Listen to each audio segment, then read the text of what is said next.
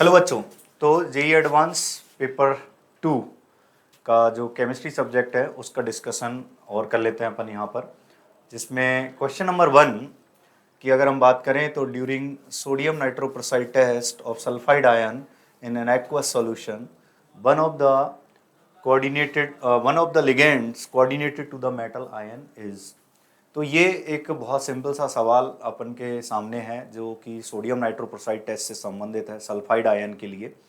और इस टेस्ट में हम जानते हैं कि ये लिगेंड एक्सचेंज रिएक्शन ही होती है ना, नॉन रेडॉक्स रिएक्शन होती है, जिसमें अपन को मालूम है कि ये कुछ इस तरह से हम लिख सकते हैं। जो रिएक्शन होती है सोडियम नाइट्रोप्रोसाइड Na2FeCN का होल 5 और NO प्लस, यहाँ पर ये जो सोडियम नाइट्रोप्रोसाइड है वो NO प्लस यानी नाइट्रोसोनियम के रूप में होता है। और इसके साथ जब हम सल्फाइड आयन की रिएक्शन करवाते हैं, कहने का मतलब है कि जब ये टेस्ट हम करवाते हैं, सल्फाइड आयन अगर किसी सॉल्यूशन में है तो सोडियम नाइट्रोप्रोसाइड डालने पर वो पर्पल कलरेशन देता है, एक कंपाउंड बनता है जो कि Na4FeCN का होल 5 NOS, ये कंपाउंड बनता है NOS। सो बेसिकली यहाँ पर NO प्लस और सल्फाइड आयन ने मिलकर के क्या बना लिया, NOS माइनस बना लिया। थायोनाइट्राइटो लिगेंड हम इसको कहते हैं, ये थायोनाइट्राइटो लिगेंड है। तो थायोनाइट्राइटो लिगेंड इसमें केवल हमें दिख रहा है कि केवल ये होगा, ठीक है, NOS माइनस, ठीक है। चलो नेक्स्ट क्वेश्चन की ओर चलते हैं। नेक्स्ट क्वेश्चन भी इनऑर्गेनिक का बहुत सिंपल सा सवाल है। Hydrolysis reactions, inter halogen compounds अपन को दिए हुए हैं, इंटर हैलोजन कंपाउंड्स का हाइड्रोलाइसिस वाला क्वेश्चन है ये। इस क्वेश्चन में बच्चों अगर देखें हम, जबकि क्लासेज में आसान तरीके से बताया भी जाता है कि भाई जो भी इंटर हैलोजन कंपाउंड है उसमें आप देख लीजिए कि प्लस ऑक्सीडेशन स्टेट में कौन है, यहाँ पर आयोडीन रहेगा और वो +1 में है और क्लोरीन -1 में है। जब भी हम वाटर के साथ में इनकी रिएक्शन करवाते हैं तो +1 वाले के साथ में OH माइनस ग्रुप जुड़ता है और माइनस वाले के साथ में H प्लस आयन जुड़ता है। अर्थात दूसरे शब्दों में अगर हम ये कहें तो हम कह सकते हैं कि I प्लस यहाँ पर जो है, यानी कि जो भी प्लस ऑक्सीडेशन स्टेट वहाँ पर है उसका करस्पॉन्डिंग उसका ऑक्सी इस एसिड अपन को बना देना है। तो यहाँ पे I+1 में है तो I प्लस का यहाँ पर करस्पॉन्डिंग ऑक्सी एसिड जो +1 ऑक्सीडेशन स्टेट में बनेगा वो होगा हाइपोआयोडस एसिड एंड यहाँ पर बनेगा HCl। तो हाइपोआयोडस एसिड में हाइपोआयोडाइट आयन छुपा हुआ है। तो हाइपोआयोडाइट आयन हम देख सकते हैं कि A और C ऑप्शंस में हमको देखने को मिल रहा है। बात करते हैं नेक्स्ट कंपाउंड की, ClF3 की। तो ClF3 में जैसा कि आप देख सकते हो कि क्लोरीन यहाँ पर +3 ऑक्सीडेशन स्टेट में है, +3 वाले के साथ में वही पानी के OH ग्रुप जुड़ेंगे और +3 वाला ऑक्सी एसिड बन जाएगा। यहाँ पर +3 वाला ऑक्सी एसिड बनेगा और +3 वाला ऑक्सी एसिड हो जाएगा यहाँ पे HClO2 यानी कि क्लोरस एसिड, और साथ में बनेगा यहाँ पे 3 मोल HF, 3 मोल HF बनेंगे और हम यहाँ पर इसको बैलेंस करवा सकते हैं 2 मोल्स ऑफ वाटर के साथ में ये रिएक्शन होगी। तो यहाँ पर जो कंपाउंड मिल रहा है वो मिल रहा है क्लोरस एसिड, और क्लोरस एसिड का जो एनायन होता है वो है क्लोराइट आयन। तो क्लोराइट आयन यहाँ पर मिलना चाहिए। तो IO माइनस यानी कि हाइपोआयोडाइट आयन के बाद में मिलेगा क्लोराइट आयन, और वैसा हमें केवल A ऑप्शन में वो सीक्वेंस दिखाई दे रही है। इनफैक्ट हमें थर्ड उसको हाइड्रोलाइज करा करके देखने की आवश्यकता भी नहीं है। फिर भी अगर हम देखें तो यहाँ पर भी कुछ उसी प्रकार की बातें होंगी जिसमें 3 मोल्स ऑफ वाटर के साथ में ये रिएक्ट करेगा। और यहाँ पर ब्रोमीन +5 ऑक्सीडेशन स्टेट में, ब्रोमीन जो +5 ऑक्सीडेशन स्टेट में है तो उसका +5 वाला ऑक्सी एसिड बनेगा यानी कि ब्रोमिक एसिड, और HbRO3 ये ब्रोमिक एसिड हो जाएगा और 5 मोल यहाँ पर किसके मिल जाएंगे, HF के मिल जाएंगे। तो इस तरह से यहाँ पे ब्रोमेट आयन मिलेगा, BrO3 माइनस है जो हमें यहाँ पे दिखाई दे रहा है। तो ये भी एक बहुत सिंपल सा सवाल हो गया हाइड्रोलाइसिस का इंटरलोजन कंपाउंड्स का। ठीक है बच्चों, नेक्स्ट क्वेश्चन है यहाँ पर ऑर्गेनिक का। इसको डिस्कस कराने हमारे साथ है JN मिश्रा सर। तो आइए सर। ऑर्गेनिक केमिस्ट्री में देखते हैं बच्चों। ऑर्गेनिक केमिस्ट्री में सवाल आएगा, पहले बहुत ध्यान से आप इसे सवाल को पढ़िए। क्वेश्चन क्या दिया है, क्वेश्चन आपको बड़े बड़े दिखाई दे रहे हैं मगर सवाल में ऐसा कुछ नहीं है, केवल आपको उसको पहचानना है बस। और क्वेश्चन क्या है, मोनोसाइक्लिक कंपाउंड है हमारे पास, और यहाँ हमारे पास मोनोसाइक्लिक कंपाउंड PQ और RS, ये जो हमारे प्रोडक्ट बन रहे हैं सारे के सारे मोनोसाइक्लिक कंपाउंड बनेंगे, ऐसा इनका कहना है। और are the major product form in the reaction sequence given below, major product जो बनेगा, the product having highest number of unsaturated carbon atom, single option का क्वेश्चन है, एक ऑप्शन आपको इसमें लगाना है बच्चों। तो चलिए हम पहले प्रोडक्ट बना करके जोड़ते जाएंगे साथ में। अब देखो, जैसे आपने देखा हमारे पास कोई कार्बोक्सिलिक एसिड है, alpha hydrogen containing carboxylic acid, तो आपको पता है, आपने पढ़ा होगा HVZ रिएक्शन, आपने देखा, जहां आपने रेड फास्फोरस ये देखा, तो पहला क्वेश्चन तो बहुत आराम से आप बना लेंगे, कोई इसमें बहुत डिस्कशन का मैटर नहीं है, जैसा है वैसे बना लो। यहाँ 1, 2 और 3 कार्बन है, तो यहाँ आपका एसिड अपने आप बना रहेगा। अल्फा पोजीशन पर क्या लगाना है बच्चों, Br, अल्फा पोजीशन पे Br लाया, और इसकी हाइड्रोलिसिस करते हैं। क्यों करते हैं हाइड्रोलिसिस बच्चों, क्योंकि यहाँ पहले Br आता है, फिर निकल जाता है, और ये कंपाउंड आपके पास ये बन जाता है। सिंपल से, अभी कुछ नहीं हुआ इसमें। दूसरा कंपाउंड देखिए, दूसरा कंपाउंड हमारे पास ये दे दिया benzaldehyde, the aldehyde without alpha hydrogen containing. तो आपको मालूम है इसमें बेस डालने पर कोई फर्क पड़ने वाला नहीं है, फर्क क्या पड़ेगा। और दूसरा आपको दे दिया क्या, दे दिया एसिटल्डिहाइड, यानी इसके पास अल्फा हाइड्रोजन कंटेनिंग एल्डिहाइड आपके पास है बच्चों। तो यहाँ 2 सिचुएशन हो सकती है, या तो इसी का एनायन बन जाए, इसी के ऊपर अटैक कर जाए, लेकिन इसने प्रिकॉशन दिया जानबूझ कर कि क्योंकि इसका एनायन इसके ऊपर बहुत आसानी से अटैक कर सकता है एज कंपेयर टू, यानी सेल्फ। अब देखो, बेंजल्डिहाइड लेस रिएक्टिव है एज कंपेयर टू एसिटल्डिहाइड, तो यहाँ सेल्फ कंडेंसेशन होने का चांस था, इसीलिए ऊपर क्या लिखा, मोनोसाइक्लिक कंपाउंड। ये कंपाउंड अगर सेल्फ कंडेंसेशन करके प्रोडक्ट बना लेता तो मोनोसाइक्लिक में नहीं आता। तो आपको केयर करना है, आपको करना क्या है, यहाँ आपको क्रॉस क्या बनाना है, आपको एल्डोल का प्रोडक्ट बनाना है। इसको एनायन बनाओगे बच्चों, इसके ऊपर आपको अटैक करा के प्रोडक्ट बनाना है। तो देख लेते हैं क्या बना, C6H5 बना यहाँ, और यहाँ बनने के बाद ये CH यहाँ बनेगा OH, और ये CH2 बनेगा C डबल बॉन्ड O, और ये हमारे पास H बन जाएगा। लेकिन यहाँ बड़ी खास बात इन्होंने दिया 293, यानी 273 केल्विन देंगे तो 293। तो आपने पढ़ा होगा बच्चों, aldol can not be isolated at the room temperature, यानी एल्डोल का डिहाइड्रेशन होना ही होना है if temperature is not mentioned. अगर टेम्परेचर 0 to 5 डिग्री सेंटीग्रेड है तो हम यही कंपाउंड बना के छोड़ देंगे, लेकिन अगर टेम्परेचर नहीं दिया है तब भी आपको डिहाइड्रेशन कराना है, और अगर दिया है रूम टेम्परेचर पर तब भी आपको डिहाइड्रेशन कराना है। तो कुल मिलाकर के OH यहाँ से निकलेगा और यह यहाँ निकलेगा। जैसा बच्चों आपको एल्डोल की पहचान है, C6H5 alpha beta unsaturated carbonyl compound, साथ में लिखते चलते हैं, ज़्यादा बढ़िया है। इसमें किसने sp2 के कार्बन है, इसके पास सीधे सीधे आपके पास कितना आया, 6 आया, सीधे सीधे 6 बाहर कहीं, और ये आया एक 7, यानी 6 + 1 कितना आ गया आपके पास, 7। अब आगे चलते हैं, इसमें कंपाउंड बच्चों देखो, 6 तो यहाँ से आ गया, और ये डिहाइड्रेशन होगा, यानी कंपाउंड हमारा बनेगा C6H5CH डबल बॉन्ड CH और C डबल बॉन्ड OH बनेगा। 6 यहाँ से, 7 यहाँ से, 8 यहाँ से, और 1 यहाँ से, इसमें आ गया 9 काउंट करके चलते हैं, आगे चलते हैं।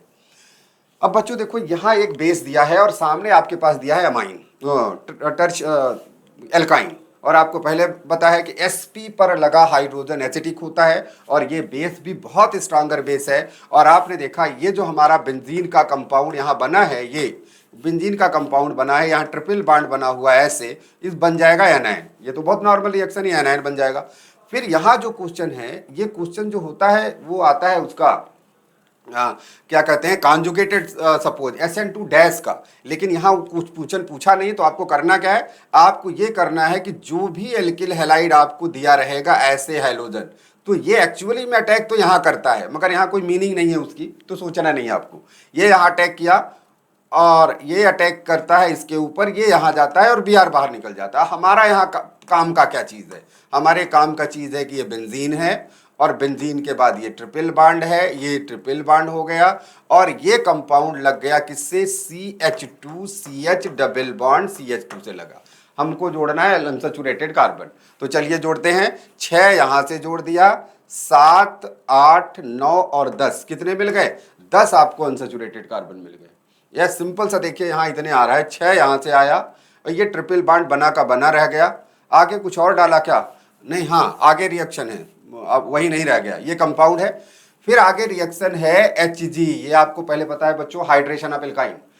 अगर हाइड्रेशन एल्काइन करेंगे तो क्या होता है, कार्बोनिल कंपाउंड बनेगा। ये कार्बोनिल, एक OH यहाँ लगेगा, एक H यहाँ लगेगा, और फिर बच्चों आपको कराना है टाटोमेरिज, यानी हमारा फाइनल प्रोडक्ट कुछ और बन गया यहाँ। और फाइनल प्रोडक्ट हम बनाते हैं, देखिए यहाँ क्या है, वहां से देख लीजिए आप, आपके पास फाइनल प्रोडक्ट बन गया, फाइनल प्रोडक्ट बन गया हमारे पास C6H5। H5 के बाद ये ट्रिपल बॉन्ड की जगह C डबल बॉन्ड O आ गया बच्चों, और ये CH आया, डबल बॉन्ड CH2 आया, मतलब आगे बढ़ करके एक कार्बन CH2 आया। पर्पज क्या है, 6 यहां से निकला, 7 यहां से निकला, 8 निकला, 9 निकला, यहां भी हमारे पास कितने आए, 9, और ऊपर वाले में भी 9 आए, यानी कुल मिला के अभी हमको 7 मिला है, इधर हमको क्या मिला है, 8 मिला है, 9 मिला है, फिर 9 मिल गया, दो बार 9 मिल गया मेरे ख्याल से। हाँ, जो भी हो, अभी आगे देखते हैं। अब अगर आप ओजोनोलिसिस करा दो बच्चों, तो मालूम है यहां से ओजोनोलिसिस हो जाएगा।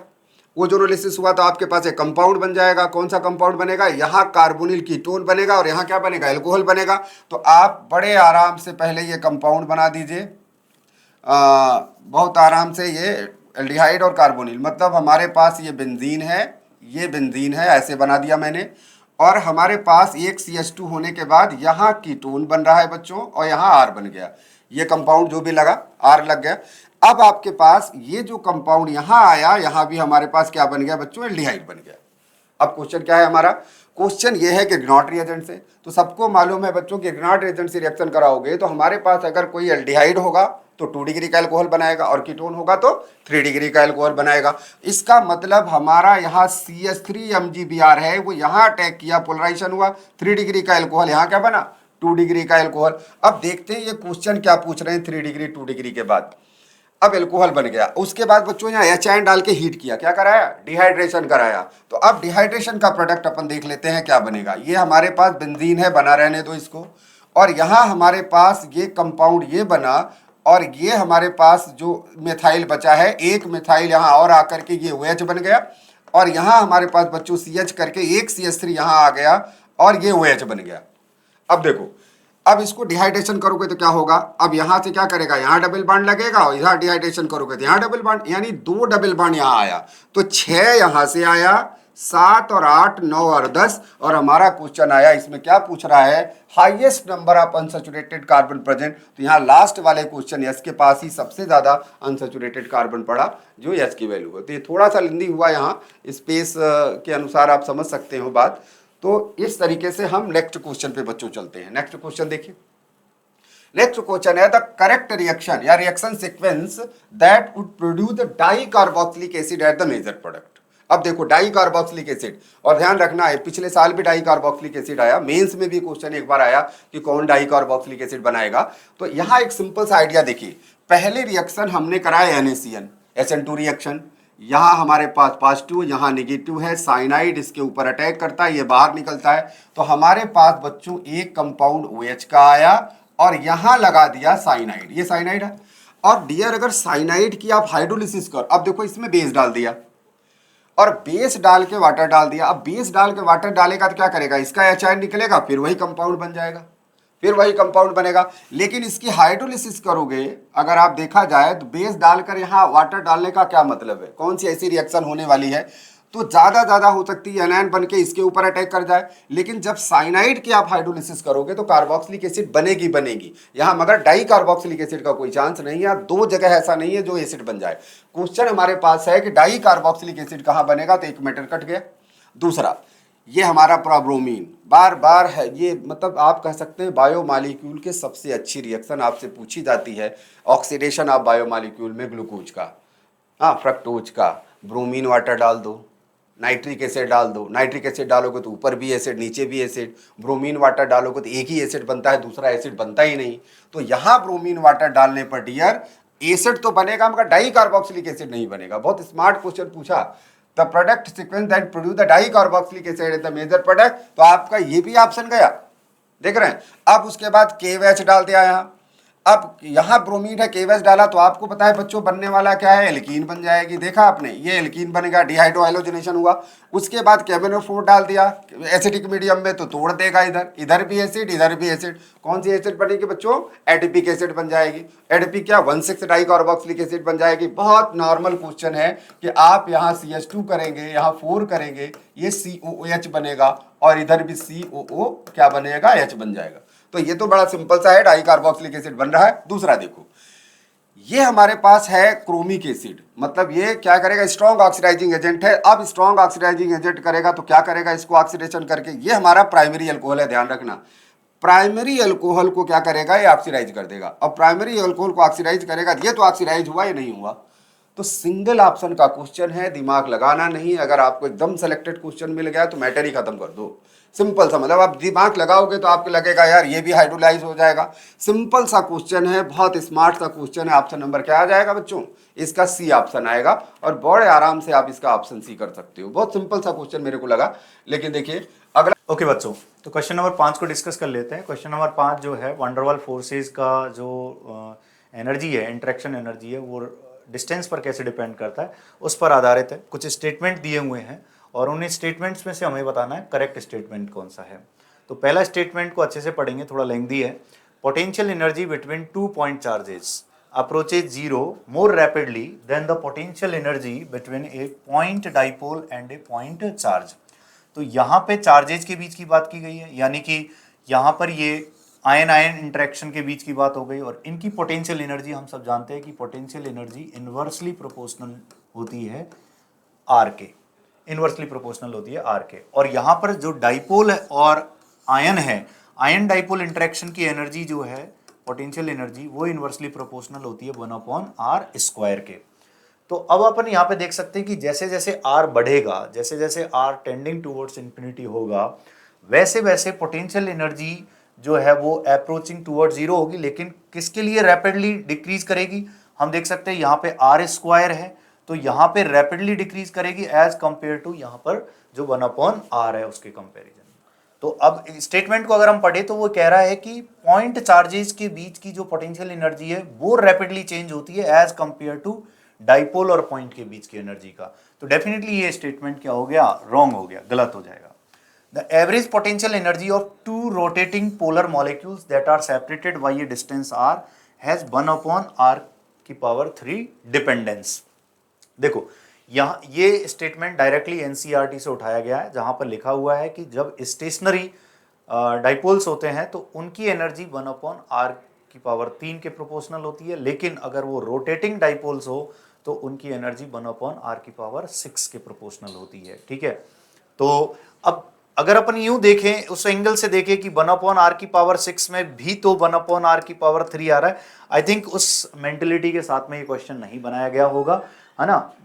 तो अपन तो यही मान के चलेंगे कि ये रॉन्ग स्टेटमेंट है, क्योंकि वहां पर स्पेसिफिकली लिखा हुआ है कि स्टेशनरी डाइपोल्स के लिए 1/r3 और जो रोटेशनल डाइपोल्स हैं उनके लिए 1/r6। तो कहीं ना कहीं ये स्टेटमेंट उस हिसाब से गलत होना चाहिए। देन उसके बाद में dipole induced dipole average interaction energy is independent of temperature. तो ये तो टेम्परेचर से इनका कोई लेना देना नहीं होता है, जब तक स्टेशनरी डाइपोल्स हैं उनका टेम्परेचर से कोई लेना देना नहीं है। तो ये स्टेटमेंट सही हो जाएगा। Non polar molecules attract one another, non polar molecules attract one another even though neither has a permanent dipole moment. तो हम जानते हैं कि जो नॉन पोलर स्पीसीज होती है उनके बीच कोई डाइपोल डाइपोल इंटरेक्शन नहीं होता, लेकिन instantaneous dipole induce instantaneous dipole interaction होता है। यानी थोड़ी देर के लिए या मोमेंटरली वहाँ पर जो है उनका इलेक्ट्रॉन क्लाउड सेपरेट होता है, जिसकी वजह से एक इंस्टेंटेनियस डाइपोल वहाँ पे क्रिएट होता है। उसकी वजह से नियर बाई मॉलिक्यूल में भी इंस्टेंटेनियस डाइपोल क्रिएट होता है and definitely they attract each other because of that force. Those are called London forces और द डिस्पर्सन फोर्सेज। तो ये स्टेटमेंट भी बिल्कुल सही होगा नॉन पोलर स्पीसीज के लिए। तो ये था क्वेश्चन नंबर 5 और नेक्स्ट क्वेश्चन की ओर चलते हैं। क्वेश्चन नंबर 6 एक बहुत सिंपल सा क्वेश्चन हमसे पूछा गया है, जिसमें फॉस्फोरस के कुछ ऑक्सी एसिड्स दे रखे हैं और उनके लिए पूछा है कि किन में पीएच बॉन्ड प्रेजेंट होगा।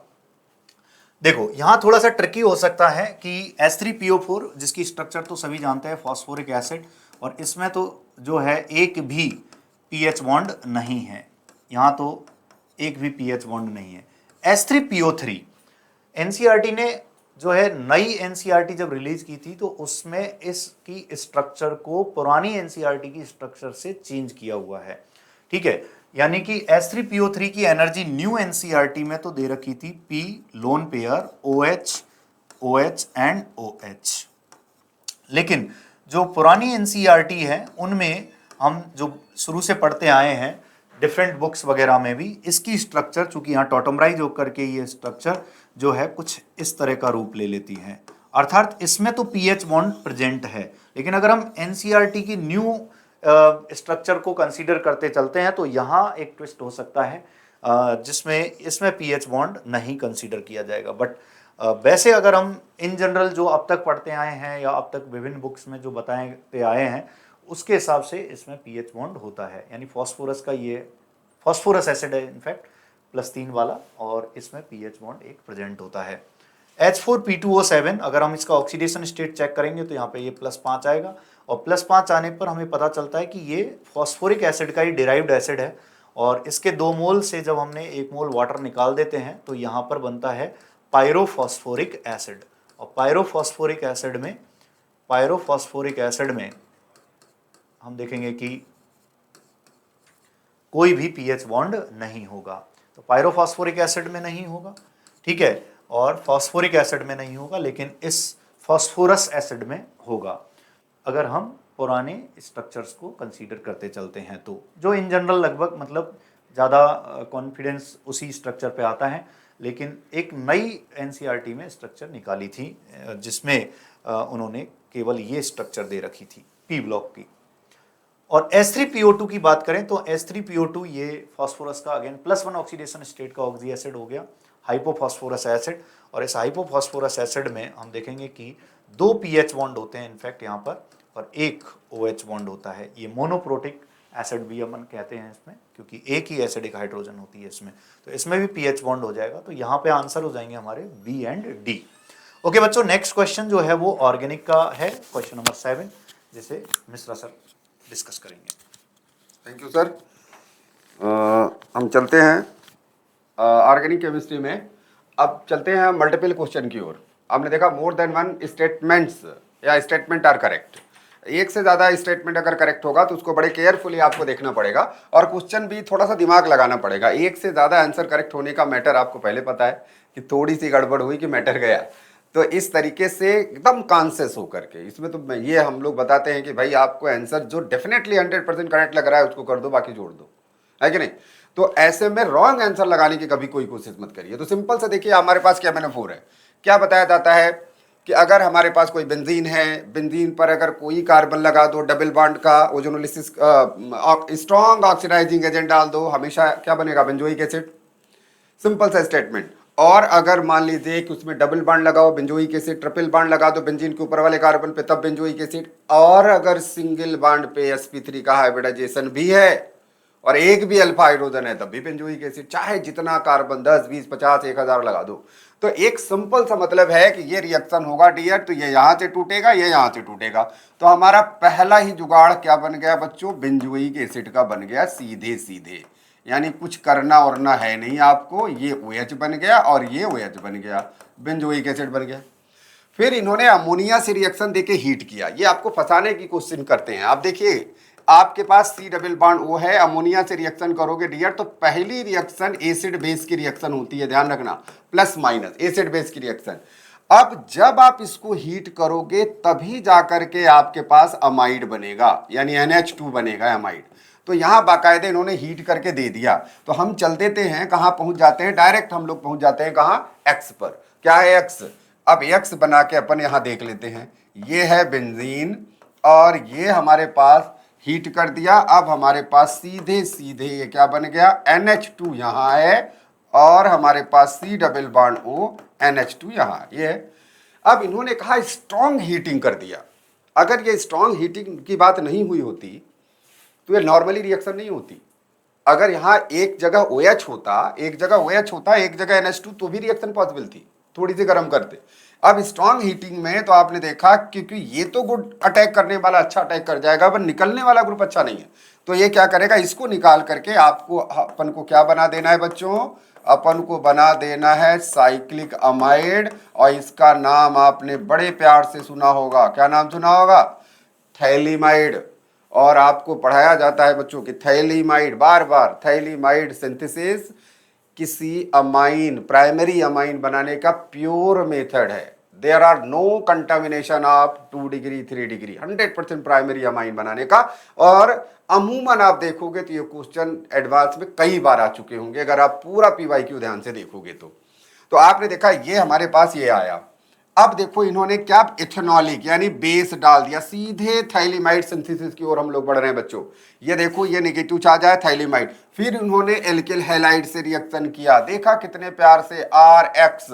अब ये इस पे अटैक करेगा और ये बाहर निकलेगा, और आपके पास बच्चों बन गया पूरा थाइलिमाइड वाला मैटर है। अगर आपको देखें तो बहुत आराम से कर सकते हो। मैं यहाँ क्वेश्चन बना रहा हूँ, अब क्या बन रहा होगा, हमारे पास ये बेंजीन बना ऐसे, और कंपाउंड हमारा C double bond O, C double bond O N, और ये नेगेटिव एल्किल हैलाइड पे अटैक किया, बन गया R। इन्होंने अभी कुछ नहीं दिया, लिखा ही नहीं कौन सा R है, कैसा है, बल्कि है, कैसा है, कोई नहीं। और कैसा भी हो आपको तो मालूम है कि अगर यहाँ लगा होगा यार तो बनना प्राइमरी है, मैटर ही खत्म हो गया। कुछ भी दे दिया जाए बनेगा NH2 प्राइमरी ही, यानी प्राइमरी अमाइन ही बनना है, तो कैसा भी कुछ दे दे। चलो अब ये बनने के बाद इसने बेस डाला, किस लिए, एनायन बनाने के लिए। अब देखो अब इसमें क्या डाल दिया, बेस, हाइड्रोलिसिस कर दिया। क्या होगा बच्चों, ये हाइड्रोलिसिस करेगा कहाँ, ये कार्बोनिल पर ऐसे, ये बाहर निकला, फिर एक मोल ऐसे अटैक करेगा, ये बाहर निकलेगा। अपन से मतलब है कंपाउंड, देखो बड़े प्यार से, ये C डबल बॉन्ड O और ये एसिड बन गया, C डबल बॉन्ड O, ये भी एसिड बन गया, और मेन अपना प्रोडक्ट बन गया RNH2। तो अपन इसको बोलेंगे Z, बार बार ध्यान देखें, ये Z बन गया हमारा। एरोमेटिक कंपाउंड नाम पे क्या बन गया आपके पास बच्चों, थैलिक एसिड बन गई, सिंपल से देखिए बात। और यहां क्या बन गया, X क्या बन गया बच्चों, एक डाई कार्बोक्सिलिक एसिड बन, ये हमारे पास एसिड बना था, इसको हमने अमाइड कर दिया, तो हमारा X क्या बन गया बच्चों, X बना ही नहीं हमने, X यहां बनाया मैंने, क्या बनेगा, डाइअमाइड बन गया। चलो ठीक है, अब चलते हैं। Both X and Y are oxygen containing compound, बिल्कुल करेक्ट है। अभी आप X करोगे ऑक्सीजन कंटेनिंग कंपाउंड, Y जब हमने बनाया बेस डाल के, भाई ये अमाइड तो, थैलीमाइड तो है, ऑक्सीजन तो है ये इसके अंदर। तो आपने देखा हमारे पास X के पास, इसके पास ऑक्सीजन कंटेनिंग कंपाउंड दूसरा। Y ऑन हीटिंग और with this and this form the isocyanide. भाई क्या आइसोसाइनाइड टेस्ट कौन देता है, कार्बिल अमाइन टेस्ट कौन देता है, प्राइमरी अमाइन। प्राइमरी अमाइन हमारा Z है, ये नहीं है, देखा ये तो अमाइड है हमारा। तो कुल मिलाकर ये मैटर सीधे सीधे कट हो जाता है। आगे देखिए बच्चों, Z रिएक्ट विद हाइंसबर्ग रिएजेंट, तो आपको पहले पता हाइंसबर्ग रिएजेंट कौन देता है बच्चों, प्राइमरी सेकेंडरी। टर्शियरी रिएक्ट नहीं करता और प्राइमरी रिएक्ट करेगा तो क्या बनाएगा, एल्कली में सॉल्युबल होगा। सारी चीजें छोटी छोटी बातें हैं, आपको ये रिएक्शन इतना बताने का डिटेल्स की कोई जरूरत नहीं है, यहाँ आप बहुत आसानी से समझ सकते हैं। आपको हाइंसबर्ग रिएजेंट भी पता है, हाइंसबर्ग रिएजेंट, तो ये आंसर तो करेगा ही करेगा, सिंपल सा। क्या बनेगा, बेंजीन सल्फोनिक क्लोराइड से रिएक्शन करोगे तो NH2 है तो रिएक्शन करेगा ही करेगा, कोई मैटर ही नहीं है। चलो Z is the primary aromatic amine. अब देखो Z प्राइमरी अमाइन है, बट बच्चों एरोमेटिक का अमाइन नहीं है, क्योंकि R यहाँ R वाला X क्या बनता है, ये जो आपके पास Z बना ये बनता है बेंजीन वाला, तो एसिड बन के निकल गया। तो दैट इज वाई आपके पास Z एक एरोमेटिक अमाइन है, रॉन्ग हुआ। तो आपके पास आंसर यहाँ बच्चों जो आ रहा है आपके सामने दिखाई दे रहा है। क्लियर, चलिए आगे बढ़े बच्चे हैं, आगे बढ़ते हैं। अब ये कंपाउंड थोड़ा सा ध्यान रखिए, सेंसिटिव रहिए, क्वेश्चन बहुत बढ़िया क्वेश्चन पूछा है। देखिए सबको पता है लिथियम एल्युमिनियम हाइड्राइड, अब यहाँ सोडियम बोरोहाइड्रेट होता तो इसका कुछ नहीं होता, जैसे कि तैसे धरा रह जाता। लेकिन लिथियम एल्युमिनियम हाइड्राइड बना बच्चों तो एसिड और एसिड डेरिवेटिव से क्या बनाता है, प्राइमरी अल्कोहल। इधर वाला अल्कोहल भी प्राइमरी, उधर वाला भी अल्कोहल प्राइमरी। तो सीधा सीधा आपको मैकेनिज्म ना बताएं, मैकेनिज्म आपको सब पता है, आप तो लगे होंगे इस समय कि मेरा आंसर क्या है है ना। तो ये देखो, ये इस तरीके से तोड़ेगा, बाहर निकलेगा, 2 बार रिडक्शन होगी। तो मैं पहला कंपाउंड ही बना दे रहा हूं। देखो पहला कंपाउंड ये टूटेगा बच्चों, तो ये CH2 एक OH यहां बनेगा और एक OH यहां बनेगा। अब देखो कार्बन, एक कार्बन, एक कार्बन, 2 कार्बन, 3 कार्बन, 1 2 3। अब 3 कार्बन पर हमारे पास ऐसे करके लिखा है, देखिए इसका यूज लगता है कि नहीं आगे, ऐसे करके लिखा है। और यहां से CH यानी जो भी होगा, यहां क्या लगा रखा है इसने, यहां C6H5 लगा रखा है। आगे देखते हैं इसका। फिर एक CH2, 2 CH2, फिर एक CH2 और दूसरा हमने मिला लिया, एल्कोहल बना। ये लिथियम एल्यूमिनियम हाइड्राइड डालने पर बना। और कंपाउंड हमारा क्या बना बच्चों, इसको नाम लिखो, आगे आएगा काम। ये P हमारा बना, दिखाई दे रहा है। अगर कोई कहे P ऑप्टिकली एक्टिव है तो आप बोलोगे भाई इसमें स्टार लगा तो दिया है, ये तो ऑप्टिकली एक्टिव था, कोई डाउट नहीं, मगर इसमें जितनी चीजें इधर हैं उतनी चीजें इधर हैं। एक CH2, एक CH2, फिर CH2, फिर CH2, OH और OH, मामला बराबर है, दोनों आइडेंटिकल हैं, तो मामला ऑप्टिकल का नहीं है। आगे देख लेते हैं। P बना। अब यहां क्रोमियम ट्राईऑक्साइड कार्बोक्सिलिक एसिड डाल दिया। आप ध्यान रखो, इनको एसिड बना देगा, इसको भी एसिड बना देगा, इसको एसिड बना दिया। तो आपने देखा दोनों को एसिड बना दो आप। अब यहां सवाल लिखो आप, क्या बना होगा। तो ये कार्बन हमारा, ये कार्बन, और यहां हमको बनाना है एसिड बच्चों। ये इसमें केवल नंबर आप कार्बन ध्यान देखो, ये एसिड बनाना है। और जेसिड कार्बन से 1 2 तीसरे नंबर पर ये ग्रुप लगा है, 1 2 तीसरे नंबर पर हमारा ये ग्रुप लगा है C6H5 का, उसको बना लेते हैं हम। अब उसके बाद एक CH2, फिर CH2 करने के बाद ये फिर एसिड बन जाएगा, हमारे पास ये एसिड बना। अब ये कह रहे हैं कि आप NaOH डाल दो कैल्शियम ऑक्साइड, इसने कर दिया डिकार्बोक्सिलेशन इसका, मतलब इसका भी डिकार्बोक्सिलेशन कर दिया, इसका भी डिकार्बोक्सिलेशन कर दिया। तो एक कार्बन यहां कम हुआ, एक कार्बन यहां कम हुआ। अब फिर हमारे पास वो कंपाउंड जो ऐसे आया, ये CH3 बना, ये ऐसे करने के बाद देखो, और ये हमारे पास C6H5 बना, ये CH3 बना, ये कंपाउंड बन गया हमारे पास डिकार्बोक्सिलेशन करने के बाद। अब आगे ये कह रहे हैं चलो ये हमारा R बन गया। R ध्यान रखना क्या है हमारा। अब हमारे पास Q क्या बना था, क्रोमियम ऑक्साइड से Q हमारा ये बन गया, ये भी ध्यान रखना, डाइकार्बोक्सिलिक एसिड है हमारा। और यह भी बराबर है, ये भी बराबर है, ये भी बराबर है। अब देखो यहां सल्फ्यूरिक एसिड डाल के क्या किया, डिहाइड्रेशन। अब इसने कहा P में जो ये डालोगे तो क्या बन रहा है अब, H2SO4 यानी क्रोमियम ट्राईऑक्साइड बन के, ओ सॉरी, ये हमारा ये बना हुआ है एक प्रकार से PCC। इसको एसिड नहीं बल्कि क्या बना देगा बच्चों, एल्कोहल बना देगा। ये एल्कोहल हमारा बनाया और ये भी एल्कोहल बनाया, और एसिड, हाँ कार्बोक्सिलिक एसिड बन गया, वो तो छोड़ो, ये इधर वाला मैटर है। अब इस एल्कोहल में अगर हम सल्फ्यूरिक एसिड डालेंगे बच्चों, तो दोनों साइड में क्या बन जाएगा, ऐसी एसिड बन जाएगी। और ये हमारा ये जो है इसको रहने दो, ये बन गया। अब चलिए हम लोग कंपाउंड पे चलते हैं, समझ में आ जाएगा।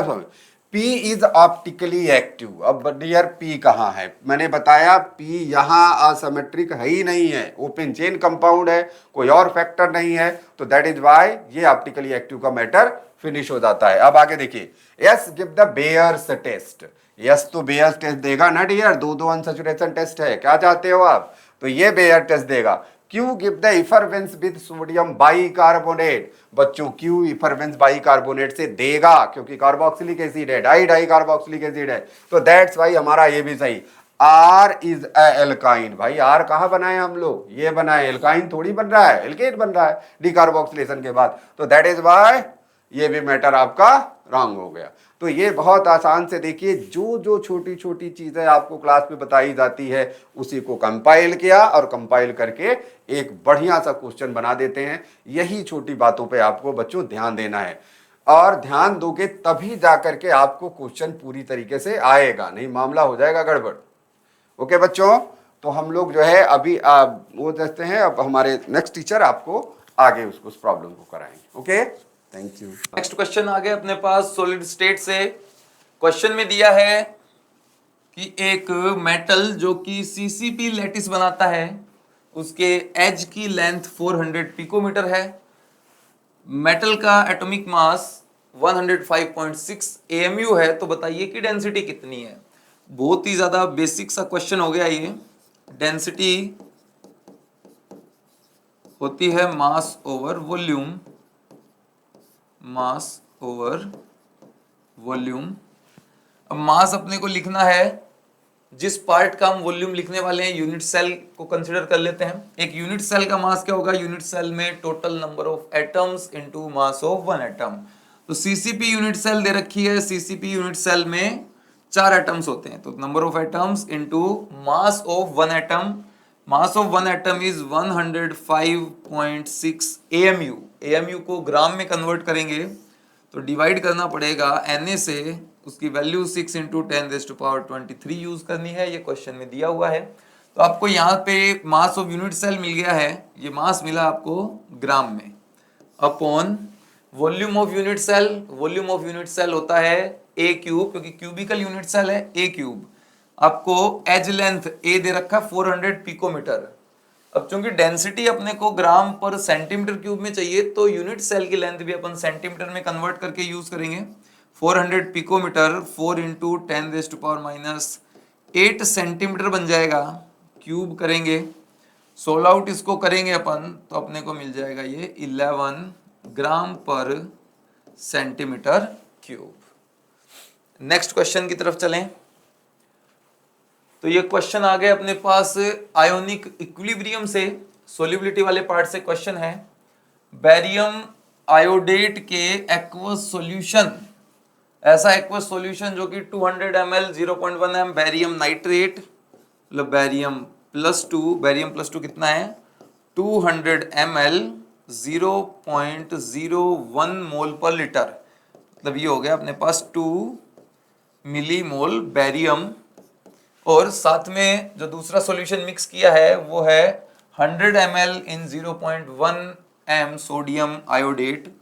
आयोडेट अपने को यहां से मिलेगा, ये मिल रहा है 100 ml 0.1 m, that is equals to 10 millimole iodate. और ये दोनों मिलके बनाने वाले हैं बेरियम आयोडेट BaIO3 रिएक्शन को यदि अपन बैलेंस करें तो आयोडेट के 2 मोल अपने को यूज हो रहे होंगे।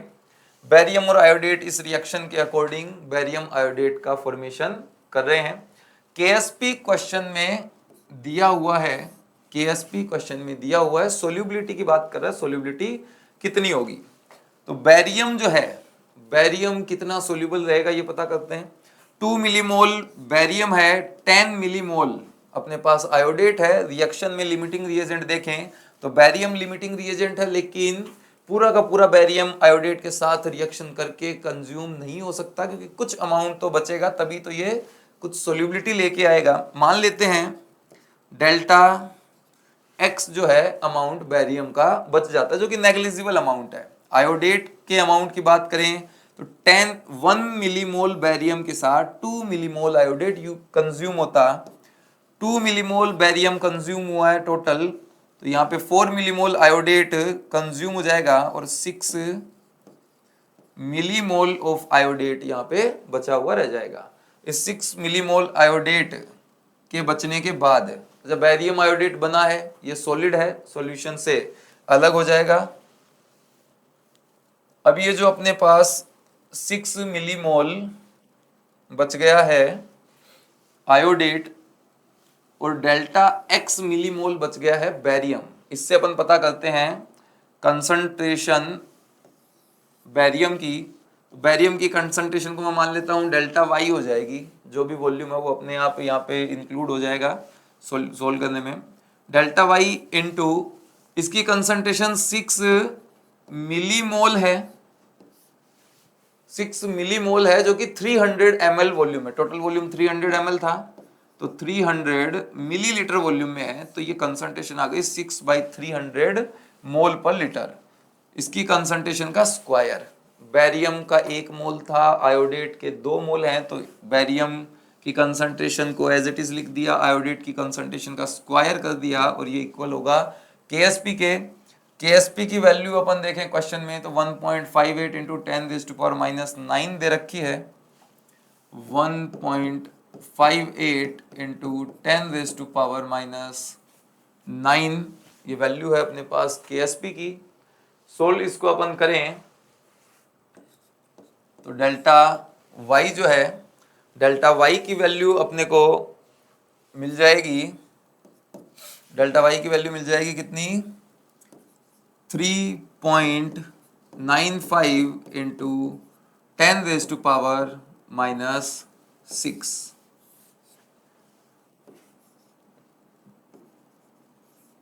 मोल per litre. 3.95 into 10 raise to power minus 6 mole per litre. Question में 10x into 10 raise to power minus 6 की फॉर्म में लिखा हुआ था, x into 10 raise to power minus 6 की फॉर्म में लिखा हुआ है। अच्छा, यहाँ पे डेसीमीटर क्यूब लिखा हुआ था। डेसीमीटर क्यूब जो होता है वो लीटर को ही रिप्रेजेंट कर रहा होता है। तो x into 10 raise to power minus 6 की फॉर्म में लिखेंगे तो हमें x की वैल्यू मिलेगी 3.95। That is the answer. Next question देखेंगे। नेक्स्ट क्वेश्चन मिला अपने को सरफेस केमिस्ट्री से। सरफेस केमिस्ट्री से क्वेश्चन दिया है adsorption of phenol from its aqueous solution onto fly ash obeys Freundlich isotherm. Freundlich isotherm से क्वेश्चन आया है। तो फ्रेंडलिच आइसोथर्म के लिए मैं लिख देता हूं x/m is equals to k into pressure की पावर 1/n। इस तरह का रिलेशन होता है फ्रेंडलिच आइसोथर्म में। मैं इस रिलेशन को कन्वर्ट कर लेता हूं दूसरी फॉर्म, एक इजी फॉर्म में, x equals to k times y की पावर z। इस तरीके से लिख लेते हैं। बोल रहा है जब एक गिवन टेम्परेचर पे 10 मिलीग्राम पर ग्राम एक्वस सॉल्यूशन फिनोल का लेते हैं तो कंसंट्रेशन ऑफ एडजॉर्ब्ड फिनोल 4 होती है। जब 10 लेते हैं तो एडजॉर्ब्ड 4 होती है, और जब 16 लेते हैं तो एडजॉर्ब्ड 10 होती है। यहाँ पे अपन वैल्यूज पुट करें। Adsorbed 4 equals to k times pressure लेना था, लेकिन प्रेशर अपने पास नहीं है। हमें फिनोल का एक एक्वस सॉल्यूशन दिया, उसमें से एडजॉर्ब करना है, तो उस कंसंट्रेशन सॉल्यूशन की कंसंट्रेशन यूज करेंगे जो कि है 10 इसकी पावर कुछ z। दूसरे केस में दिया है एडजॉर्ब 10 मिलीग्राम पर मोल होगी यदि अपन ने सॉल्यूशन लिया है 16 मिलीग्राम पर मोल वाला। ये दो इक्वेशन आ गई हैं। दो इन इक्वेशंस में वेरिएबल हैं। दोनों इक्वेशंस को यदि अपन सोल्व करें तो ये मिल जाएगा अपने को 4/10 इक्वल्स टू 10/16 की पावर z। दोनों साइड log लेके सोल्व करें तो log 4/10 equals to z time log 10/16। log 4 हो गया 2 टाइम्स, log 4 हो गया 2 टाइम्स log 2। तो log 4 को मैं लिख देता हूं 2 times log 2 minus log 10। log 10 होता है 1। log 2 की वैल्यू क्वेश्चन में दे रखी है 0.3, वो वैल्यू यूज कर लेंगे। Equals to z time log 10 हो गया 1 माइनस log 16। log 16 हो गया 4 टाइम्स log 2। वैल्यूज को यूज करें सेम तो z की वैल्यू मिल जाएगी अपने को 2। z की इस वैल्यू को 2 को यदि मैं यूज कर लूं इस इक्वेशन में तो 4 equals to k into 10 raise to power 2, k मिल जाएगा 0.04। k की वैल्यू आ गई है मेरे पास और z की वैल्यू भी आ गई है। अब क्वेश्चन में पूछ रहा है अपने से कि यदि मैं 20 मिलीग्राम पर ग्राम वाला सॉल्यूशन लूं तो एडजॉर्ब्ड फिनोल कितनी होगी। 20 मिलीग्राम पर ग्राम वाला सॉल्यूशन लूं तो एडजॉर्ब्ड फिनोल कितनी होगी। एडजॉर्ब्ड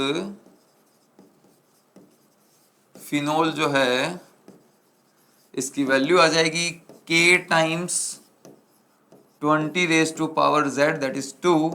k की वैल्यू अपन ने 0.04 पता की है into 20 raise to power 2 400 into 0.04, ये मिल जाएगा अपने को 16। तो 16 मिलीग्राम पर ग्राम अमाउंट फिनोल की एडजॉर्ब हो जाएगी। नेक्स्ट क्वेश्चन देखें। तो अगला क्वेश्चन अपने को मिला है केमिकल काइनेटिक्स से। रेट ऑफ रिएक्शन की बातें चल रही हैं, केमिकल काइनेटिक्स से क्वेश्चन मिला है। क्वेश्चन में बोल रहा है कोई एक रिएक्शन है, A और R दो रिएक्टेंट हैं, ये रिएक्टेंट मिलके कोई प्रोडक्ट बना रहे हैं। इस रिएक्शन में rate of reaction K into A into R की फॉर्म में लिखते हैं, ठीक है। Rate is K times concentration of A into concentration of R, इस तरह से है। The starting at the starting concentration of R that is R not, ये रिएक्शन है R not, is 10 times the concentration of A। A की concentration कितनी है A not, और R की कंसंट्रेशन R नोट जिसकी वैल्यू भी दे रखी है इसने A से 10 टाइम्स है, तो मैं इसको 10 टाइम्स A नोट ही लिख लेता हूं। इसकी कंसंट्रेशन A नोट है, इसकी कंसंट्रेशन 10 टाइम्स A नोट है। जब रिएक्शन हो जाती है कितनी परसेंट खत्म, 40% कंप्लीट हो जाती है, मतलब A का 40% गायब, बचा कितना है 0.6 टाइम्स A नोट बचा रहेगा। R कितना बचेगा, देखो 1 मोल के साथ 1 मोल रिएक्ट कर रहा है तो 0.4 मोल के साथ 0.4 मोल ही रिएक्ट करेगा, पर इनिशियली 10 टाइम्स A नोट है तो 9.6 A नोट इसकी भी कंसंट्रेशन बची हुई रह जाएगी। दोनों की कंसंट्रेशन 40% कंप्लीशन के टाइम अपने पास रखी हुई है, तो इस टाइम पे रेट कितनी मिल जाएगी अपने को, रेट अपन को मिल जाएगी K times concentration of A that is 0.6 A naught into concentration of R that is 9.6 A naught। इसको मल्टीप्लाई कर लें तो ये आ जाएगा अपने पास 5.76 time K into A not square, 5.76 time K into A not square. अब बोल रहा कि यदि रिएक्शन को अपन सूडो फर्स्ट ऑर्डर रिएक्शन मान लें तो हमें अजम्पशन लेना पड़ेगा कि K इंटू आर जो है वो एक नया कांस्टेंट है, K इंटू आर जो है वो एक नया कांस्टेंट है। K इंटू आर को यदि अपन एक नया कांस्टेंट मान के चलें, K इंटू आर को नया कांस्टेंट मान के चलें तो R की जो इनिशियल वैल्यू है वो हो गई K डैश जो है सूडो फर्स्ट ऑर्डर रिएक्शन जब अपन मान रहे हैं तो K डैश जो है वो है K इंटू आर, और R की इनिशियल कंसंट्रेशन है K into 10 A note. K into 10 A note जो है वो कांस्टेंट है, मतलब रेट जो है वो कितनी आनी चाहिए थी, रेट आनी चाहिए थी 10 times K into A naught into concentration of A, और कंसंट्रेशन ऑफ A जो है वो इस टाइम पर 0.6 हो गई है, 0.6 A नोट, तो 10 times K A naught into 0.6 A naught, इसको सोल्व करेंगे तो ये आ गया 6 times K A naught square. Question में पूछ रहा है due to this assumption the relative error in percentage, तो परसेंटेज एरर बताना है, रेट कितना परसेंट से चेंज हो गई है। पहले रेट आ रही थी 5.76 into K A naught square, अब रेट आ रही है अजम्पशन लेने के बाद 6 time K A naught square, तो चेंज इन रेट जो है वो मिला है मेरे को 0.24 into K A naught square, और जिसके रेस्पेक्ट में हम ये चेंज देख रहे हैं वो वैल्यू है 5.76 K times A naught square. Percentage calculate करना है इसलिए इंटू 100, सोल्व करेंगे तो ये गायब हो गया, ये बचा है 24 डिवाइड बाई 576 इंटू 100, ये हो गया आपका 24 टाइम्स, और 100 बाई 24 जो है 100 बाई 24 आ गया 4.166, तो लगभग 4.166 या 4.17% एरर अपने को मिलेगा। अगले क्वेश्चन की तरफ चलते हैं। अगला क्वेश्चन कहां से मिला है, अगला क्वेश्चन मिला है अपने को सॉल्यूशन से। 300 केल्विन पर आइडियल डाइल्यूट सॉल्यूशन है, मैक्रोमोलिक्यूल का है, मैक्रोमोलिक्यूल है मतलब I equals to 1, exerts an osmotic pressure that is expressed in terms of the height of the solution। Solution की डेंसिटी दे रखी है 10 ग्राम पर सेंटीमीटर क्यूब, डेंसिटी दे रखी है 10 ग्राम पर सेंटीमीटर क्यूब। तो प्रेशर कितना हो जाएगा? प्रेशर हो जाएगा रो इंटू जी इंटू एच। डेंसिटी ग्राम पर ml में दे रखी है, अपन सारी चीजों को ऐसा यूनिट्स में चेंज कर लेते हैं ताकि क्वेश्चन में कैलकुलेशंस अपने लिए इजी हो जाएं। रो जी एच ऑस्मोटिक प्रेशर आएगा और ऑस्मोटिक प्रेशर होता है ICRT। आई की वैल्यू 1 है, रो की वैल्यू क्वेश्चन में दे रखी है डेंसिटी 1 ग्राम पर ml, इसको किलोग्राम पर मीटर क्यूब में कन्वर्ट करें तो ये आ जाएगा 1000 किलोग्राम पर मीटर क्यूब, किलोग्राम पर मीटर क्यूब। जी की वैल्यू 10 मीटर पर सेकेंड, 10 मीटर पर सेकेंड, और हाइट दे रखी है, हाइट दे रखी है 2 सेंटीमीटर, इसको मीटर में कन्वर्ट करेंगे तो 2/100 मीटर। आई की वैल्यू है 1 इंटू सी कंसंट्रेशन। कंसंट्रेशन कितनी होगी? क्वेश्चन में कहा है कंसंट्रेशन 2 ग्राम पर लीटर है, 2 ग्राम पर लीटर, तो मोल पर लीटर में कंसंट्रेशन लिखनी है, मोलर कंसंट्रेशन होती है सी, 2/m मोल पर लीटर। हमें मीटर क्यूब में कन्वर्ट करना है, इसलिए इनटू 1000 मोल पर मीटर क्यूब। आर की वैल्यू 8.3 क्वेश्चन में दी है, 8.3 यूज करेंगे, 8.3 जूल पर मोल पर केल्विन, और टेम्परेचर क्वेश्चन में दिया है 300 केल्विन। सारे के सारे क्वांटिटीज को हमने यूज किया है एसआई यूनिट्स में, एसआई यूनिट्स में यूज किया है, तो ठीक कैंसिल करें अपन इनको तो अपने को मिल जाएगा ये 2 भी कैंसिल, सारी यूनिट्स ऑलमोस्ट कैंसिल हो गई होंगी। मास मिल रहा है अपने को, यहाँ से मास आ जाएगा इस साइड, उस साइड मिलेगा अपने को 8.3 इंटू 3 इंटू 1000 ग्राम पर मोल। अब क्वेश्चन में इस मास को लिखना है अपने को 10⁴ की टर्म्स में, तो ये हो गया 24.9 into 10⁻³ that is 2.49 into 10⁴ gram per मोल। 2.49 जो है ये हमें x की वैल्यू मिल जाएगी। नेक्स्ट क्वेश्चन देखें। अगला question electrochemical series, electrochemical cell से है, इलेक्ट्रोकेमिकल सेल, इलेक्ट्रोकेमिस्ट्री का क्वेश्चन है। Fuelled by the combustion of butane, मतलब ये जो सेल है इसमें ब्यूटेन का कंबशन हो रहा होगा, C4H10 इसका कंबशन हो रहा होगा, मतलब ये ऑक्सीजन के साथ रिएक्शन करके बना रहा होगा 4CO2 और 5H2O। रिएक्शन को बैलेंस करें तो 4 to 8 and 5 13 ऑक्सीजन है, मतलब 13/2 O2, 13/2 O2 कंज्यूम हो रहे होंगे, इस तरह से रिएक्शन हो रही होगी। 1 बार और 298 केल्विन, मतलब स्टैंडर्ड कंडीशन में ये रिएक्शन हो रही है। सेल पोटेंशियल दे रखा है अपने को x/f इंटू 10⁻³ वोल्ट्स।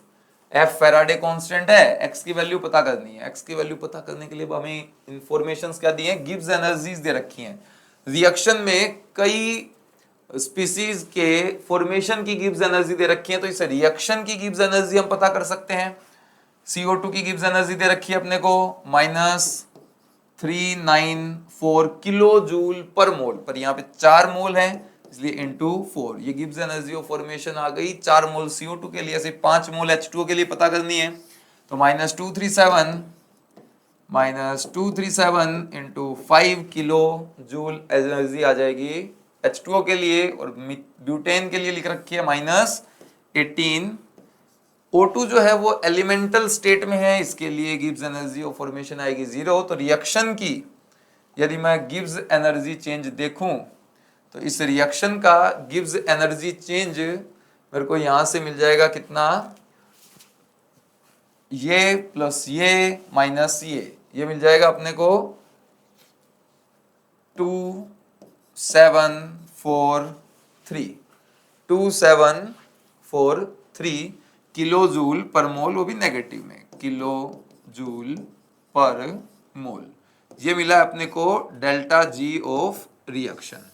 इस रिएक्शन का डेल्टा जी मिल गया। रिएक्शन के लिए हमें ई सेल की बात कर रहा है, ई सेल दे रखा है, तो ई सेल की फॉर्म में यदि अपन डेल्टा जी लिखें तो डेल्टा जी आ जाएगा -NFE। n की वैल्यू देखें तो n होता है number of electrons involve in reaction for 1 mole of species. यहाँ पे देखो ऑक्सीजन अपन देखें तो ऑक्सीजन यहाँ पे 0 में है और यहाँ पे सारे के सारे ऑक्सीजन -2 में है। 13 ऑक्सीजन एटम्स हैं, 0 से -2 में कन्वर्ट हुए हैं, तो 13 इंटू 2 26 मोल अपने पास इलेक्ट्रॉन यूज हो रहे हैं, तो 26 आ जाएगा n factor n into F into E की वैल्यू बोल रहा है ये x बाई एफ इंटू 10⁻³ इस फॉर्मेट में लिखें तो NFE जब अपन लिखेंगे तो हमें ये वैल्यू मिल जाएगी किसमें, जूल में, लेकिन बातें चल रही हैं किलो जूल में। किलो जूल में कन्वर्ट करना है तो इंटू 10⁻³ किलो जूल। सॉरी यहाँ पे पर मोल नहीं आएगा क्योंकि अपन ने पूरी रिएक्शन के लिए बात करी है, रिएक्शन की डेल्टा जी है, पर मोल नहीं है। ये आ गया किलो जूल में, ये भी था किलो जूल में। दोनों डेल्टा जी ए की रिएक्शन के लिए अपन ने लिखे हैं, दोनों को अपन कर सकते हैं इक्वेट। जैसे ही हम इन दोनों को इक्वेट करेंगे -2743 is equals to -26 into F cancel हो गया, 10⁻³ और +3 कैंसिल हो गया, इंटू एक्स। तो x की वैल्यू मिल जाएगी 2743 divide by 26, that is equals to 105.5 105.5 ये वैल्यू मिल जाएगी अपने को x की। We are going to discuss last questions. Paper 2 में 15th question है, the sum of the spin only magnetic moment values in Bohr magneton of Mn_Br6-3 and Mn_Cn6-3.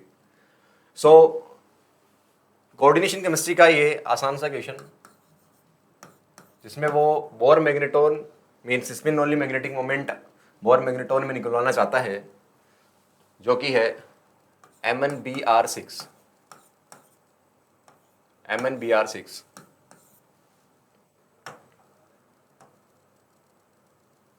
-3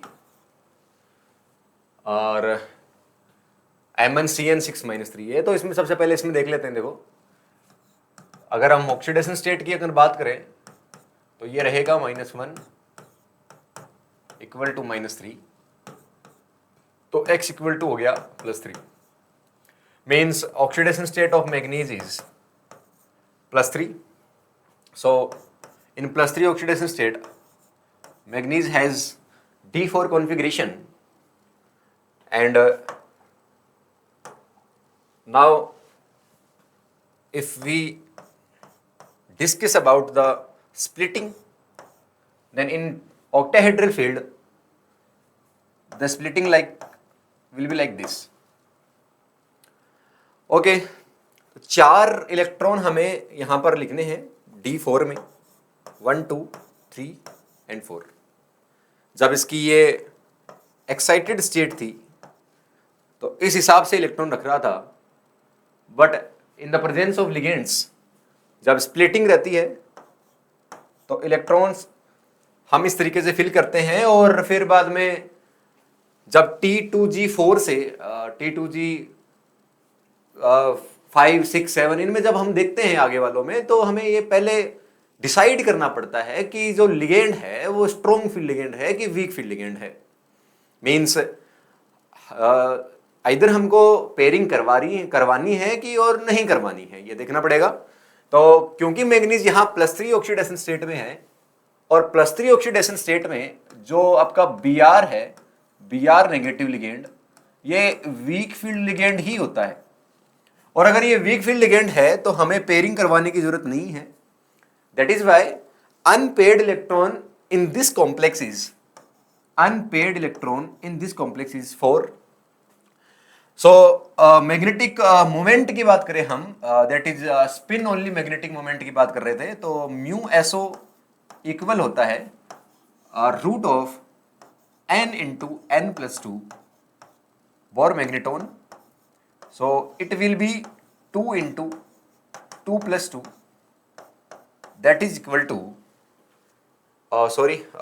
n की value यहाँ 4 है, मिस्टेक हो गया, n की value यहां 4 है, so 4 into 4 plus 2 that is equal to under root of 6 into 4 24 which is equal to 4.89 Bohr magneton. 4.89 Bohr magneton. And अगर हम अब सेकंड वाले में देखें, that is MnCN6 -3. So in this case oxidation state of manganese अगर अपन देखें तो वो फर्दर रहेगी X plus -1 into 6 equals to -3 that is equal to +3. So we can say oxidation state of manganese is again +3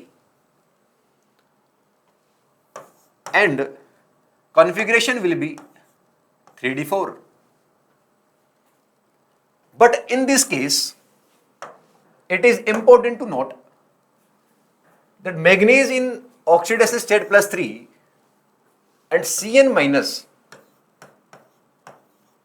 being a strong field ligand, it is a strong field ligand, so there will be pairing. So in splitting state,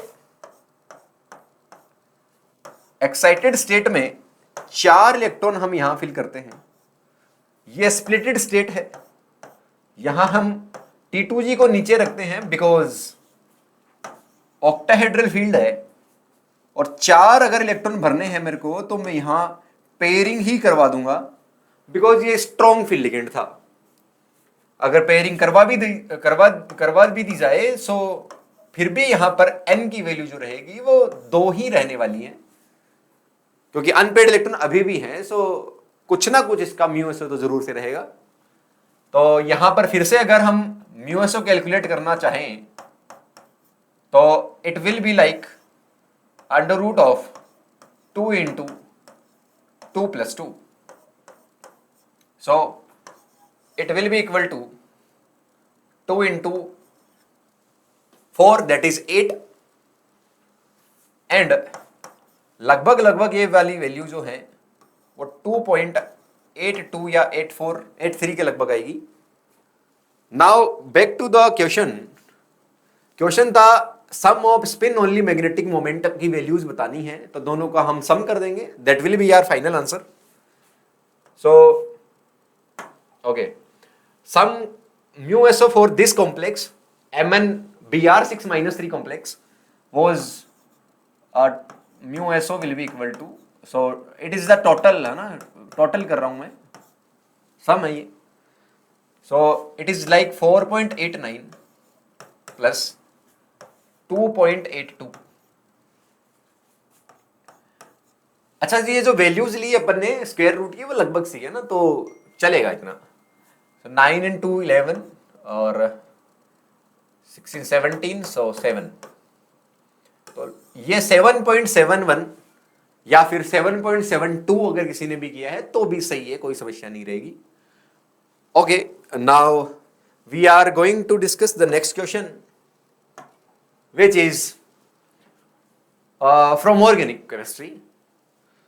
so biomolecule का ये question था और इसमें कुछ calculation type करवा रहा है। देखो एडवांस हमेशा ऐसा करता है, वो ऑर्गेनिक के क्वेश्चन पूछता है बट उसमें स्टोइचियोमेट्रिक वगैरह या फिर अपना मोल वगैरह जो है वो उसमें जरूर से फंसाता है। So it was a easy question क्योंकि इसमें इतनी ज्यादा कैलकुलेशन थी नहीं। वैसे बोल रहा था कि linear octasaccharide on complete hydrolysis produces 3 monosaccharide which are ribose, 2-deoxyribose and glucose. Okay, so मैं लिख लेता हूं ये। अपने पास में एक लीनियर ऑक्टासेकेराइड है, और मोलर मास इसका दिया गया है, इसका मोलर मास भी दिया है इन्होंने, which is 1024 gram per mole. Now ये कह रहा है कि इसकी कंप्लीट इसका हाइड्रोलिसिस करवाया जाए, अगर कंप्लीट हाइड्रोलिसिस करवाया जाए, so we know in octasaccharide there are 7 linkages, so 7 molecules of H2O will be required to hydrolyze this octasaccharide. That is why we are going to take 7 H2O molecules for hydrolysis. 7 H2O molecules. Now, in the question, according to question, complete hydrolysis produces 3 monosaccharides which are ribose, 2 deoxyribose and glucose. So we have ribose plus 2 deoxyribose and the last one is glucose. So ये 3 monosaccharides हमको मिलते हैं, 3 monosaccharides यहां पर अपन को मिलते हैं, ठीक है।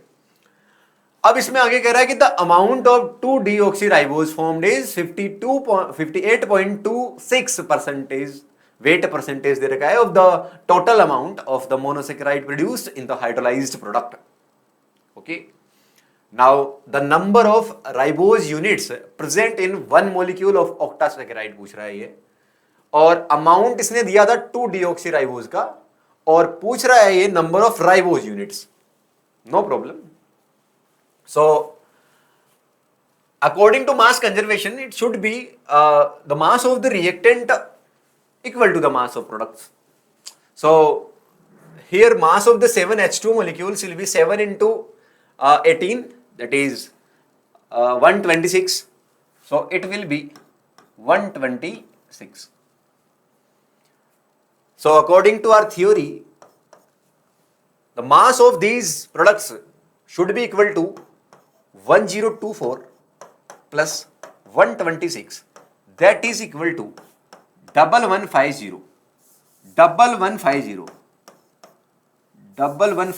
ग्राम per mole.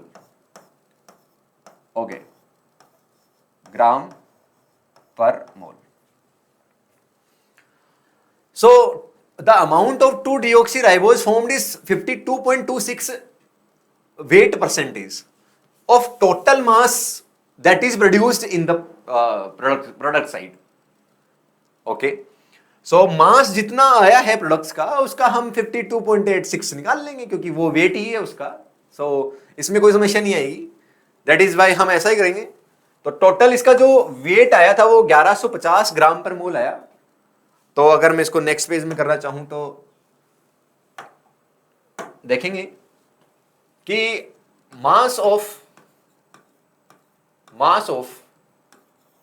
2 deoxyribose, mass of 2 deoxyribose will be equal to the total mass, that is 1150, total mass that is 1150, इसका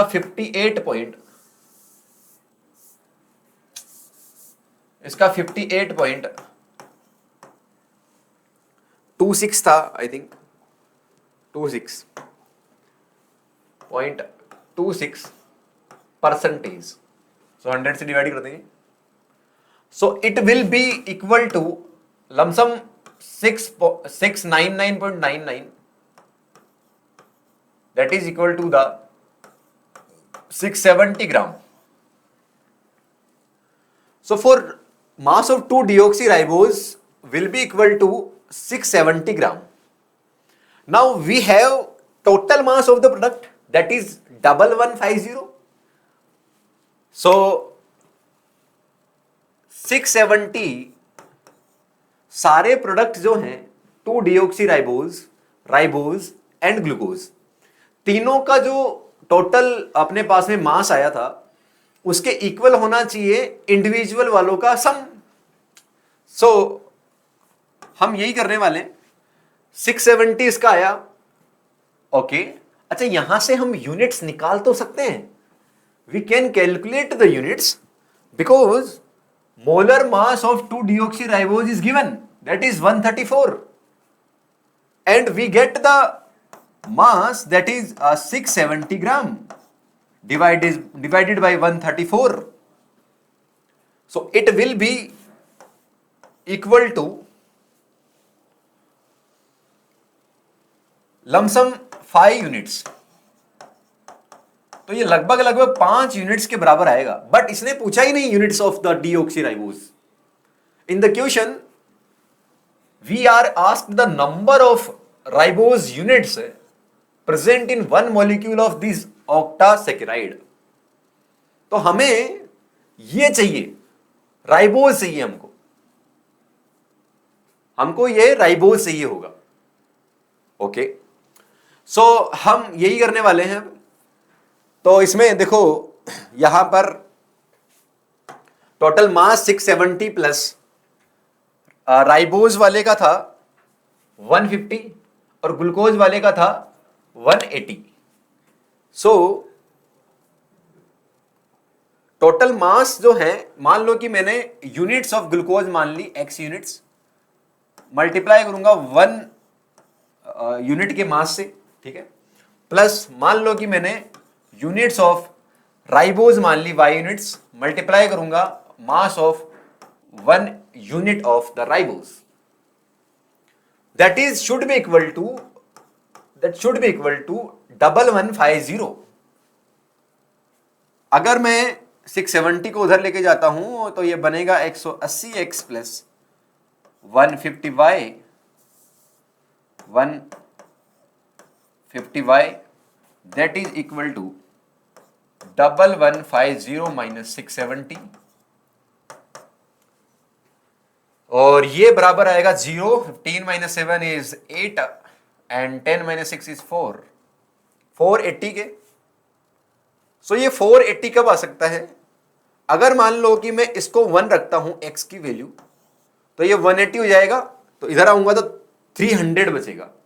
सो for 300 we have to take y equals to 2, जिससे कि इक्वेशन अपनी सेटिस्फाई रहेगी, ठीक है। वी कैन सॉल्व ऑल्सो ना, तो y will be 2, और y ही था अपना यूनिट ऑफ राइबोज, तो ये ही था अपना यूनिट्स ऑफ राइबोज, जो कि अपना निकल के आया है 2 यूनिट्स। और यही क्वेश्चन में पूछा था उसने कि हमें number of units present in 1 molecule of octasaccharide बताना है। हम 1 मॉलिक्यूल ही लेके चल रहे थे यहां पर, और उसी से हमने निकाला है। So answer should be 2। That's all. ये हुए पेपर 2 के सभी क्वेश्चंस।